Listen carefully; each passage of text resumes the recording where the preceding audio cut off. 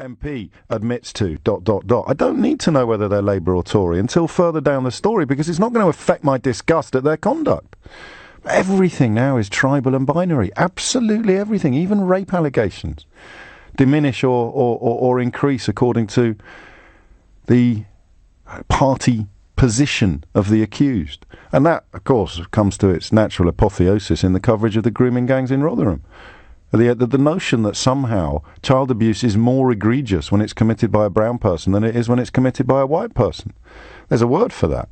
You don't need me to remind you what it is. Just look at who's in charge of America. He is one.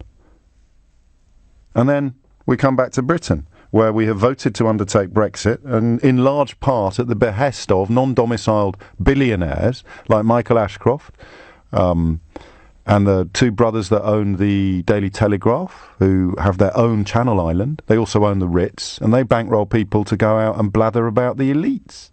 Is there anything more indicative of a completely broken system than the men who own the Ritz bankrolling a blowhard like Farage to moan about the elites? It's incredible. Absolutely incredible. And then you got the owner of the Daily Mail, who inherited his non-domicile status from his own father. This is incredible. And if you're wondering why there are so few journalists covering this stuff, the answer's really, really simple. So we've got bills to pay. We've got mortgages to pay. We can't go after our paymasters in a way that many journalists would like to. And why can't we? Because they actually own this stuff. They own it. Ashcroft owns a publishing company. He owns a polling company. Rothermere owns a newspaper. The Barclay brothers own the Daily Telegraph. Rupert Murdoch, who changed citizenship, such is his proper understanding of patriotic loyalty, he changed citizenship so he could buy up businesses in America. That's how loyal he is to his Australian roots, never mind how loyal he is to the British roots that his well-paid pundits get paid to tell us we should care about.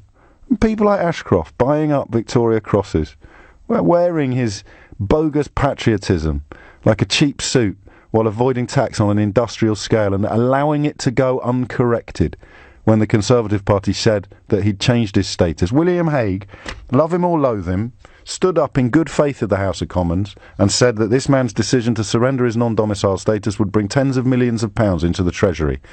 And yet he never did it. And he thought he'd got away with it.